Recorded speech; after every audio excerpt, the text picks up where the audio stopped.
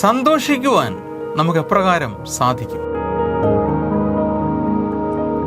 Philippi ലേഖനം 4-ാം അധ്യായം 4-ാം വാക്യത്തിൽ നാം ഇപ്രകാരം വായിക്കുന്നു: കർത്താവിൽ എപ്പോഴും സന്തോഷിപ്പിൻ. സന്തോഷിപ്പിൻ എന്ന് ഞാൻ പിന്നെയും പറയുന്നു. എപ്പോഴും സന്തോഷിപ്പിൻ, ഇടപെടാതെ പ്രാർത്ഥിപ്പിൻ, എല്ലാറ്റിനും സ്തോത്രം ചെയ്യുവിൻ. അപ്പോൾ സന്തോഷിക്കുക എന്നുള്ളതൊരു കൽപ്പനയാണ്. നമ്മുടെ ജീവിതത്തിൽ ദൈവം ആഗ്രഹിക്കുന്ന ആ സമൃദ്ധമായ ജീവനിൽ നാം പ്രവേശിക്കുവാനായിട്ട് നാം ചെയ്യേണ്ടതായിട്ടുള്ള പല കാര്യങ്ങളുണ്ട്. അതിലൊരു കാര്യം സന്തോഷിക്കുക എന്നുള്ളതാണ്. ഈ സന്തോഷിക്കുക എന്ന് പറയുന്നത് ഒരു കർമ്മമാണ്, അതൊരു ആക്ഷൻ വേർഡാണ്. സന്തോഷം അതൊരു നൗണാണ്, എന്നാൽ സന്തോഷിക്കുക എന്നുള്ളത് ഒരു വെർബാണ്. അപ്പോൾ എങ്ങനെയായി സന്തോഷിക്കാൻ ഒക്കുന്നത്? സന്തോഷമുള്ളവർക്ക് മാത്രമേ സന്തോഷിക്കാൻ ഒക്കത്തുള്ളൂ. സന്തോഷമില്ലാത്തവർക്ക് സന്തോഷിക്കാൻ ഒക്കത്തില്ല. കർത്താവായ യേശു ക്രിസ്തുവിൽ കൂടി പിതാവായ ദൈവം നമുക്ക് ദാനമായി നൽകിയത് സന്തോഷമാണ്. യോഹന്നാന്റെ സുവിശേഷം 15-ാം അധ്യായം 11-ാം വാക്യത്തിൽ യേശു ക്രിസ്തു ഇപ്രകാരം പറഞ്ഞു: എൻ്റെ സന്തോഷം നിങ്ങളിൽ ഇരിപ്പാനും നിങ്ങളുടെ സന്തോഷം പൂർണ്ണമാകുവാനും ഞാൻ ഇത് നിങ്ങളോട് സംസാരിച്ചിരിക്കുന്നു. സോ യേശുവിൽ വസിച്ച സന്തോഷം, യേശുവിലുള്ള സന്തോഷം, ദൈവത്തിലുള്ള സന്തോഷം, ദൈവത്തിൻ്റെ സന്തോഷം ഈ ദൈവം നമുക്ക് നൽകിയിരിക്കുകയാണ്. എന്നാൽ ഈ നൽകിയ സന്തോഷത്തെ നമുക്ക് അടക്കി വയ്ക്കാം, അല്ലെങ്കിൽ അതിനെ നമുക്ക് എക്സർസൈസ് ചെയ്യാം, അതിനെ മാനിഫെസ്റ്റ് ചെയ്യാം. അത് നമ്മുടെ തീരുമാനമാണ്. ദൈവത്തിന് നമുക്ക് പകരമായി സന്തോഷിക്കാനൊക്കത്തില്ല. നമുക്ക് പകരമായി വേറൊരു മനുഷ്യന് സന്തോഷിക്കാനൊക്കത്തില്ല. പിന്നെയോ നമുക്ക് പകരമായി നമുക്ക് മാത്രമേ സന്തോഷിക്കാനൊക്കത്തുള്ളൂ. ഒരു മസിൽ പോലെയാണ് സന്തോഷം. ആ മസിൽസ് നമുക്കുണ്ട്. മസിൽ നമ്മൾ വർക്കൗട്ട് ചെയ്താൽ ആ മസിലിൻ്റെ ബൾക്ക് വർദ്ധിക്കും. മസിൽ നമ്മൾ എക്സസൈസ് ചെയ്താൽ ആ മസിൽസിൻ്റെ സൈസ് വർദ്ധിക്കും എന്ന് പറയുന്നത് പോലെ ദൈവം നമുക്ക് നൽകിയിരിക്കുന്ന സന്തോഷത്തെ നാം എക്സർസൈസ് ചെയ്താൽ, നാം സന്തോഷിച്ചാൽ ഈ സന്തോഷത്തിനകത്തൊരു വർധനവുണ്ടാകും. പല മനുഷ്യരും കർത്താവായ യേശുവിനെ ഹൃദയത്തിൽ രക്ഷിതാവുമായി കർത്താവുമായി സ്വീകരിച്ചതിന് ശേഷവും നിരാശയിലും ഭാരത്തിലും ജീവിക്കുന്നുണ്ട്. അതിൻ്റെ കാരണം എന്താ? അവർ സന്തോഷിച്ചിട്ടില്ല. ദൈവം നൽകിയ സന്തോഷത്തെ അവർ വ്യാപാരം ചെയ്യുന്നില്ല, അവർ എക്സസൈസ് ചെയ്യുന്നില്ല. എന്താ ഈ സന്തോഷത്തിൻ്റെ കാരണം? ദൈവത്തിൻ്റെ മകന് സന്തോഷിക്കുവാനുള്ള കാരണം എന്താ? ലൂക്കോസിൻ്റെ സുവിശേഷം 10-ാം അധ്യായം 20-ാം വാക്യത്തിൽ യേശു തൻ്റെ ശിഷ്യന്മാരുമായി സംസാരിക്കുമ്പോൾ ഇപ്രകാരം പറയുന്നു: എങ്കിലും ഭൂതങ്ങൾ നിങ്ങൾക്ക് കീഴടങ്ങുന്നതിലല്ല, നിങ്ങളുടെ പേർ സ്വർഗത്തിൽ എഴുതിയിരിക്കുന്നതിലത്രേ സന്തോഷിപ്പിൻ. സോ നമുക്ക് സന്തോഷിക്കാൻ ഒരു കാരണമുണ്ട്. കാരണം നാം പിതാവിൻ്റെ മക്കളാണ്, പിതാവിൻ്റെ മക്കളായി തീർന്നു. നമ്മുടെ പേർ സ്വർഗത്തിൽ എഴുതപ്പെട്ടിരിക്കുന്നു. നാം യേശു ക്രിസ്തുവിൽ ആണ് സന്തോഷിക്കേണ്ടത്. നമ്മുടെ വിഷയങ്ങളല്ല സന്തോഷത്തിൻ്റെ കാരണം. പിന്നെയോ Christ is the reason for our joy, heaven is the reason for our joy. നമ്മുടെ പേർ സ്വർഗത്തിൽ എഴുതപ്പെട്ടിരിക്കുന്നു, അതുകൊണ്ട് നാം സന്തോഷിക്കണം. ക്രിസ്തു നമുക്ക് സന്തോഷം നൽകിയിട്ടുണ്ട്. മാത്രമല്ല ക്രിസ്തു നമുക്ക് സമാധാനവും നൽകിയിട്ടുണ്ട്. യോഹന്നാന്റെ സുവിശേഷം 14-ാം അധ്യായം 27-ാം വാക്യത്തിൽ യേശു തൻ്റെ മരണത്തിന് മുൻപ് ഇപ്രകാരം പറഞ്ഞു: സമാധാനം ഞാൻ നിങ്ങൾക്ക് തന്നേച്ച് പോകുന്നു, എൻ്റെ സമാധാനം ഞാൻ നിങ്ങൾക്ക് തരുന്നു. ലോകം തരുന്നത് പോലെയല്ല ഞാൻ നിങ്ങൾക്ക് തരുന്നത്.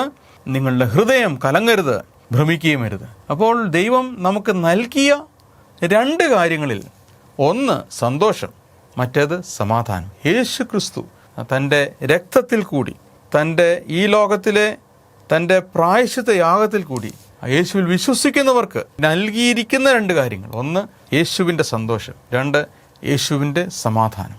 എന്നാൽ ഈ നൽകിയ സന്തോഷത്തെ നാം എക്സസൈസ് ചെയ്യുന്നില്ല എങ്കിൽ over A period of time ഒരു മസിൽസ് ക്ഷയിച്ചു പോകുന്നത് പോലെ, മസിൽസ് എക്സസൈസ് ചെയ്യുന്നില്ല എങ്കിൽ അത് ക്ഷയിച്ചു പോകും. അതുപോലെ തന്നെ ദൈവം നൽകിയ ഈ സന്തോഷം നഷ്ടപ്പെട്ടു പോകും. നാം ഈ സന്തോഷത്തെ ഉപയോഗിച്ച് സന്തോഷിക്കുന്നില്ല എങ്കിൽ it's our duty to rejoice. God cannot do that in our place. നമ്മുടെ സ്ഥാനത്ത് ദൈവത്തിന് സന്തോഷിക്കാൻ ഒക്കത്തില്ല. അത് നമ്മൾ തന്നെ ചെയ്തെങ്കിലേ ഒക്കത്തുള്ളൂ. സന്തോഷം എന്ന് പറയുന്നത് ഒരു കർമ്മമാണ്, ഒരു ആക്ഷനാണ്. We need to do it. നമുക്ക് സന്തോഷം തോന്നിയാലും തോന്നിയില്ലെങ്കിലും അത് ചെയ്യണം എന്നുള്ളത് ദൈവത്തിൻ്റെ ഒരു കൽപ്പനയാണ്. 149-ാം സങ്കീർത്തനത്തിൽ നാം ഇപ്രകാരം വായിക്കുന്നു: യഹോവയെ സ്തുതിപ്പീൻ. സ്തുതിക്കുക എന്ന് പറയുന്നത് നമ്മൾ ചെയ്തെങ്കിലേ ഒക്കത്തുള്ളൂ. യഹോവയ്ക്ക് പുതിയ ഒരു പാട്ടും ഭക്തന്മാരുടെ സഭയിൽ അവൻ്റെ സ്തുതിയും പാടുവിൻ. അപ്പോൾ പാട്ട് പാടണം. പാട്ട് ഓട്ടോമാറ്റിക്കായിട്ട് നമ്മുടെ വായിൽ നിന്ന് വരില്ല. We need to sing songs to the Lord. പിന്നെ പറഞ്ഞിരിക്കുന്നത്, ഇസ്രായേൽ തന്നെ ഉണ്ടാക്കിയവനിൽ സന്തോഷിക്കട്ടെ. അപ്പോൾ ദൈവത്തിൽ തൻ്റെ ജനം സന്തോഷിക്കണം. സിയോൻ്റെ മക്കൾ തങ്ങളുടെ രാജാവിൽ ആനന്ദിക്കട്ടെ. അവർ നൃത്തം ചെയ്തുകൊണ്ട് അവൻ്റെ നാമത്തെ സ്തുതിക്കട്ടെ. തപ്പിനോടും കിന്നരത്തോടും കൂടെ അവന് കീർത്തനം ചെയ്യട്ടെ. ഭക്തന്മാർ മഹത്വത്തിൽ ആനന്ദിക്കട്ടെ. അവർ തങ്ങളുടെ ശയ്യകളിൽ ഘോഷിച്ച് ഉല്ലസിക്കട്ടെ. അവരുടെ വായിൽ ദൈവത്തിൻ്റെ പുകഴ്ചകളും അവരുടെ കയ്യിൽ ഇരുവായ്ത്തലയുള്ള വാളും ഉണ്ടായിരിക്കട്ടെ. ഇതൊരു ദൈവത്തിൻ്റെ കൽപ്പനയാണ്. ഇതൊരു അഭിപ്രായമല്ല. നമുക്ക് സൗകര്യമുണ്ടെങ്കിൽ ചെയ്യുക എന്നുള്ളതല്ല. പിന്നെയോ ഇത് നാം നിർബന്ധപൂർവം we ought to do this, we must do this.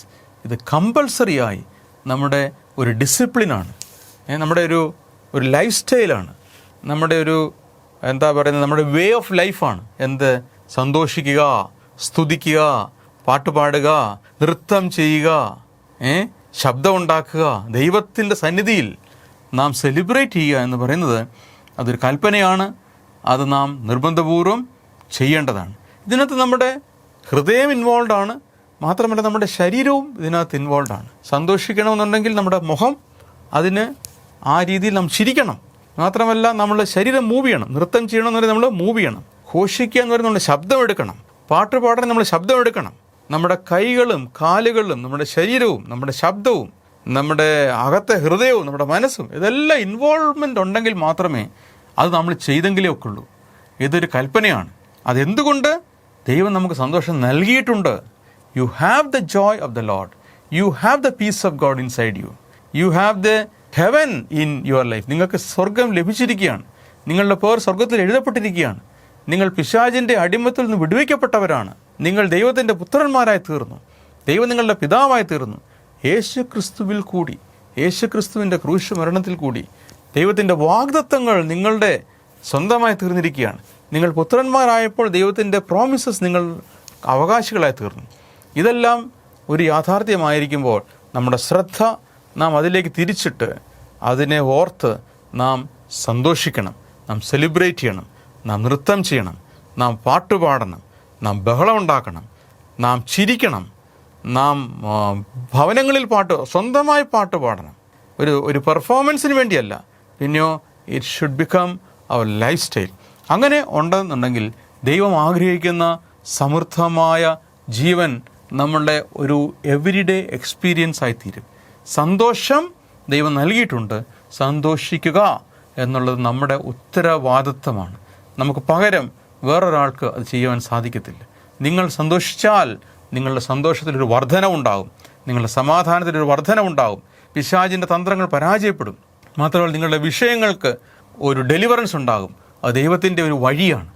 നാം ജോയ്ഫുൾ ആകുന്നത്, യഹോവയിലെ സന്തോഷം നമ്മുടെ ബലമാണ്.